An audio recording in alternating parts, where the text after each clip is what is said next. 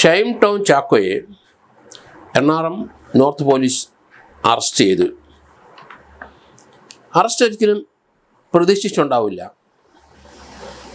കാരണം അദ്ദേഹത്തിൻ്റെ കയ്യിൽ നിന്ന് പോലീസ് ഇപ്പം ചോദ്യം ചെയ്യുമ്പം കയ്യിൽ നിന്നൊന്നും ഒരു ഡ്രഗ്സിൻ്റെ എലിമെൻറ്റും കിട്ടിയിട്ടില്ല. പക്ഷേ പോലീസ് ഇതുവരെ അദ്ദേഹം ചെയ്ത പ്രവൃത്തികളുടെ പിന്നാലെ പോയിരിക്കുകയാണ്. 120B ഗൂഢാലോചന ഉണ്ട്, മറ്റുള്ളവരെ കഴിക്കാൻ പ്രേരിപ്പിക്കുക, മറ്റുള്ളവരുടെ ഡ്രഗ്സ് ഒന്നിച്ചിരുന്ന് കഴിക്കുക, അതൊക്കെ കുറ്റകരമാണെന്ന് മനസ്സിലാക്കിയിട്ടുണ്ടാവില്ല ഷൈം ടോം ചാക്കോയും അദ്ദേഹത്തിൻ്റെ സുഹൃത്തുക്കളും. ഇപ്പോഴേ അദ്ദേഹം താമസിച്ച സ്ഥലത്ത് ഹോട്ടൽ വേദാന്തയിൽ ഒരു ഡ്രഗ് ഡീലർ വന്നിരിക്കുന്നു. സജീർ എന്ന് പറഞ്ഞ അയാൾ കച്ചവടക്കാരനാണ്. അയാൾ അവിടെ വന്നിട്ടുണ്ട്, ഇദ്ദേഹമായിട്ട് ബന്ധപ്പെട്ടിട്ടുണ്ട്. മൊബൈൽ ഫോണിൽ അദ്ദേഹത്തിൻ്റെ ഒരു മൊബൈൽ ഫോൺ മാത്രമേ ഇപ്പം കൊടുത്തിട്ടുള്ളൂ. ഇനി 2 കൂടെ കൊടുക്കണം, അല്ലെങ്കിൽ പോലീസ് സീസ് ചെയ്തെടുക്കണം. 3 മൊബൈൽ ഫോൺ ഇപ്പം ഉണ്ട് എന്നാണ് അറിയുന്നത്. 3 അല്ല, അത് കൂടുതൽ കാണാൻ സാധിക്കും. ഡ്രഗ്സിനും വേണ്ടി മാത്രം പ്രത്യേക മൊബൈൽ ഫോൺ ഉണ്ടാവാം, അല്ലെങ്കിൽ അത് തൻ്റെ സുഹൃത്തുക്കളുടെ കൈവശമാകാം. ഏതായാലും കോൾ ഡീറ്റെയിൽസ് എല്ലാം പോലീസ് എടുത്തിട്ടുണ്ട്. കഴിഞ്ഞ 1 മാസം അല്ലെങ്കിൽ അടുത്ത 6 മാസത്തെ എടുക്കും.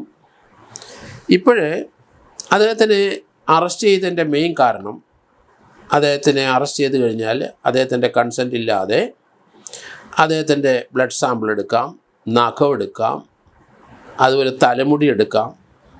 സ്ഥിരമായിട്ട് ഡ്രഗ്സ് കഴിക്കുന്ന ആളാണ് എന്ന് തെളിയിക്കാൻ ഇവയെ പരിശോധനയ്ക്ക് അയച്ചാൽ അതിൻ്റെ അവിടെ ഡ്രഗ്സിൻ്റെ ഡിപ്പോസിറ്റ് ഉണ്ടാവും, അത് കണ്ടെടുക്കാൻ പറ്റും. ഏതായാലും ഡ്രഗ്സിൻ്റെ അല്ലെങ്കിൽ ലഹരിയുടെ ഹോൾസെയിലും റീറ്റെയിലുകാരുമായിട്ട് ഇദ്ദേഹത്തിന് പരിചയമുണ്ട്. അപ്പോൾ അവരുമായിട്ട് വിൽപ്പനയിലും കഴിക്കുന്നതിലും ഒരു ഗൂഢാലോചനയുണ്ട്. 120B ഗൂഢാലോചന വന്നു. അല്ലെങ്കിൽ ഇപ്പോൾ BNSലെ 61, 62 അത് ഗൂഢാലോചനയുണ്ട്. അപ്പോൾ അത് തീർച്ചയായിട്ടും അറസ്റ്റ് ന്യായീകരിക്കും. മറ്റൊരു കാര്യം, ഇയാൾ ചില ആൾക്കാരെ ഹാർബർ ചെയ്യാൻ, അല്ലെങ്കിൽ ചില കച്ചവടക്കാർക്ക് അല്ലെങ്കിൽ ഡ്രഗ്സുകാർക്ക് ഫൈനാൻസ് ചെയ്യാൻ അവർക്ക് അങ്ങോട്ട് പണം കൊടുത്തിട്ടുണ്ട്, ഇങ്ങോട്ട് പണം കൊടുത്തിട്ടുണ്ട്. അപ്പോൾ ആ ട്രേഡിങ് അത് കുറ്റകരമാണ്. അപ്പോൾ സെക്ഷൻ 27 NDPS ആക്ട് അനുസരിച്ച് വരാം, 29 NDPS ആക്ട് വരാം. പിന്നെ ഇതിനെല്ലാം ഡ്രഗ്സ് കഴിക്കുന്നതിനും അത് മറ്റുള്ളവരുമായിട്ട് ഷെയർ ചെയ്യുന്നതും, അല്ലെങ്കിൽ ആളെ വിളിച്ചു വരുത്തുന്നതും, അല്ല ഡ്രഗ്സിൽ അതിനൊരു കോൺസ്പിറസി ഉണ്ട്, ഗൂഢാലോചനയുണ്ട്, 120B. അപ്പോൾ ആ കോൺസ്പിറസി തീർച്ചയായിട്ടും അപകടകരമാണ്. പോലീസ് എന്തായാലും ഇപ്പം അവർ കൃത്യമായ ജോലി ചെയ്യുന്നു എന്നാണ് മനസ്സിലാകുന്നത്. കൈവശമൊന്നും ഇല്ലാത്തതുകൊണ്ട് പറഞ്ഞു വിട്ടുകളയും എന്ന് ഞാൻ പേടിച്ചിരുന്നു. നേരത്തെ അങ്ങനെ തന്നെയാണ് ഞാനും കരുതിയത്. ഏതായാലും IPC 116 അനുസരിച്ചുള്ള കുറ്റം കൂടെ, അല്ലെങ്കിൽ BNS 56 അനുസരിച്ചുള്ള ഒരു ഗൂഢാലോചന അദ്ദേഹത്തിൻ്റെ ഭാഗത്തുണ്ട്. അതുകൊണ്ട് NDPS ആക്റ്റും IPC അല്ലെങ്കിൽ BNS ആക്ട് പ്രകാരമാണ് ഈ അറസ്റ്റ്. ഒരു പ്രിവെൻറ്റീവ് അറസ്റ്റിന് യാതൊരു തടസ്സവുമില്ല. കൊക്കൈൻ കൈവശം വേണമെന്നില്ല. കൊക്കൈൻ സ്ഥിരമായിട്ട് ഉപയോഗിക്കുന്ന ആളുടെ ബ്ലഡ് സാമ്പിൾ എടുക്കും, അങ്ങനെ അത് തെളിയിക്കാം. രണ്ടാമത്, വിളിച്ചിരിക്കുന്ന പലരും ഡ്രഗ്സ് വിൽക്കുന്നവരും ഹോൾസെയിലുകാരും റീറ്റെയിലുകാരുമാണ്. അപ്പോൾ അവിടെ ഒരു കോൺസ്പിറസി ഉണ്ട്. ഇയാൾ സ്വയം കഴിക്കുകയും മാത്രമല്ല സമൂഹത്തിനെ നശിപ്പിക്കുകയും തൻ്റെ സുഹൃത്തുക്ക് വാങ്ങിച്ചു കൊടുക്കുകയും ചെയ്യുകയാണ്.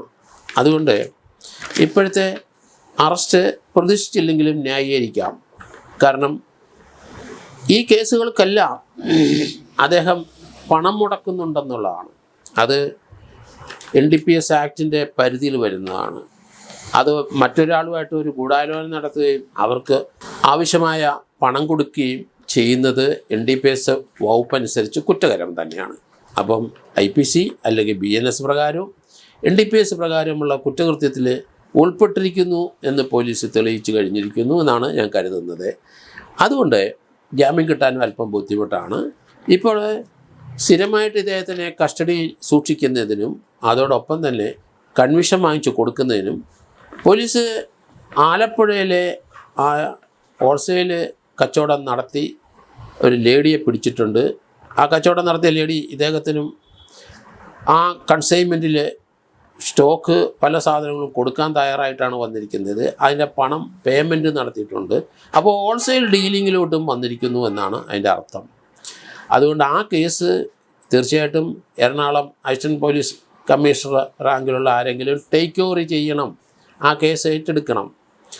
അത് എക്സൈസിൽ നിന്ന് ആ കേസ് ഇങ്ങോട്ട് ട്രാൻസ്ഫർ വാങ്ങാൻ ഹോം സെക്രട്ടറിയുടെ ഉത്തരവ് മാത്രമേ ആവശ്യമുള്ളൂ, ഗവൺമെൻറ് ഉത്തരവ് മാത്രമേ ആവശ്യമുള്ളൂ. അത് DGP റെക്കമെൻഡ് ചെയ്താൽ ഇമ്മീഡിയറ്റ് ആയിട്ട് ആ ഉത്തരവോടെ വന്നു കഴിഞ്ഞാൽ കാര്യങ്ങൾ കുറച്ച് കൂടെ എളുപ്പമാവും. കാരണം അദ്ദേഹം ഡ്രഗ് ഡീലേഴ്സായിട്ട് ബന്ധമുണ്ടെന്ന് NDPS ആക്ടിനകത്ത് നിന്ന് സ്ഥാപിക്കാൻ പറ്റും. രണ്ടാമത് അതിന് പണം മുടക്കിയിട്ടുണ്ടെന്ന് അതും അടുത്തൊരു ഒഫൻസാണ്. അതുപോലെ തന്നെ അദ്ദേഹം ഹോൾസെയിൽ കച്ചവടക്കാരനാണ്, 120B ഗൂഢാലോചനയുണ്ട്. NDPS ആക്ടിൻ്റെ പരിധിയിൽ ഇതെല്ലാം വരുമെങ്കിലും എക്സൈസ് എടുത്തിരിക്കുന്ന ആ കേസ് ഇങ്ങോട്ട് ട്രാൻസ്ഫർ ചെയ്യാൻ പറയുന്നതിൻ്റെ കാരണം ആ സ്ത്രീയും ഇദ്ദേഹമായിട്ട് ഗൂഢാലോചനയുണ്ട്. ആ സ്ത്രീക്ക് പണം പോയിരിക്കുന്ന ഏത് റൂട്ടിക്കൂടാന്ന് അറിയണം. അതുപോലെ ഇദ്ദേഹം എറണാകുളത്ത് മാറി മാറി 5 സ്റ്റാർ ഹോട്ടലുകളിൽ താമസിച്ചുകൊണ്ടിരിക്കുന്നു. കഴിഞ്ഞ ദിവസങ്ങളിലെല്ലാം 5-6 ഹോട്ടലിലാണ് താമസിച്ചിരിക്കുന്നത്. പിടി വീഴാതിരിക്കാനുള്ള ശ്രമം തന്നെയാണ്. 5 സ്റ്റാർ ഹോട്ടലിൽ പോലീസ് കയറാൻ സാധ്യത കുറവ് എന്നൊക്കെയായിരിക്കും അദ്ദേഹം ചിന്തിച്ചിരിക്കുന്നത്. ഏതായാലും ഡ്രഗ്സ് അടിച്ച് ഒളിച്ച് 5 സ്റ്റാർ ഹോട്ടലിൽ ഷെൽട്ടർ എടുത്ത് പോകാമെന്ന് കരുതരുത് ആരും. കാരണം പിടി വീണ് മുറി കഴിഞ്ഞാൽ പിന്നെ ജാമ്യം പോലും ലഭിക്കാൻ സാധ്യത വളരെ കുറവാണ്.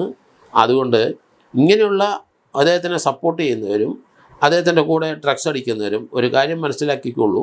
പോലീസ് ഒരു തീരുമാനത്തിലെടുത്ത് വന്നു കഴിഞ്ഞിരിക്കുന്നു, പിടി മുറുക്കി തുടങ്ങി, അല്ലെങ്കിൽ ഇപ്പോൾ വിടാൻ സാധ്യതയുള്ള ഒരു കേസാണെന്ന് കരുതിയിരുന്നത്. പക്ഷേ ഇദ്ദേഹം ചെയ്ത പ്രവൃത്തികൾ, സമൂഹത്തിൽ ചെയ്തുകൊണ്ടിരിക്കുന്ന അദ്ദേഹത്തിൻ്റെ ക്രൂരമായ ആ വിനോദങ്ങൾ, കുട്ടികളെ എല്ലാം അദ്ദേഹത്തിൻ്റെ പോലെ ഡ്രഗ്സ് അഡിക്ഷൻ ശ്രമത്തിൻ്റെ ഭാഗമായി അദ്ദേഹം ചെയ്യുന്ന ഇൻസ്റ്റഗ്രാമിലും അതുപോലെ അദ്ദേഹത്തിന് ഡിജിറ്റലിലും ഒക്കെ കയറി അദ്ദേഹം ചെയ്യുന്ന പ്രവൃത്തികൾ, സംസാരങ്ങളെയൊക്കെ ഇപ്പോൾ തന്നെ അധികാരികളെ, പോലീസിനെയും അതുപോലെയുള്ള ഏജൻസികളെ അപകീർത്തിപ്പെടുത്തക്ക രീതിയിലുള്ള ചില വോയിസ്, ചില കമൻറ്റുകൾ ഒക്കെ സോഷ്യൽ മീഡിയയിൽ വന്നു കഴിഞ്ഞു.